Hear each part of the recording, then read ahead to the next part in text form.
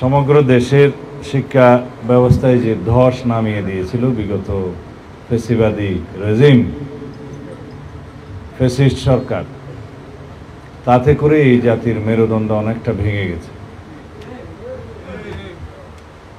একটা জাতিকে ধ্বংস করার জন্য তার শিক্ষা ব্যবস্থা ধ্বংস করাই যথেষ্ট। সেই কাজটা বিগত ফ্যাসিস্ট সরকার অত্যন্ত সফলতার সাথে করে গিয়েছে। শুধু আধিপত্য শিক্ষায় নয়, আমাদের সংস্কৃতিতেও বিদেশি অপসংস্কৃতির আধিপত্যের কারণে আজকে সমাজে বিভিন্ন রকমের অবক্ষয় দেখা দিচ্ছে। সুতরাং নৈতিক শিক্ষার মাধ্যমে জাতি গঠন করতে হবে। আমাদের সেই সামাজিক, নৈতিক, ধর্মীয় মূল্যবোধগুলোকে সুপ্রতিষ্ঠিত করতে হবে। তাহলেই আমরা জাতি হিসাবে এগিয়ে যাব ইনশাআল্লাহ।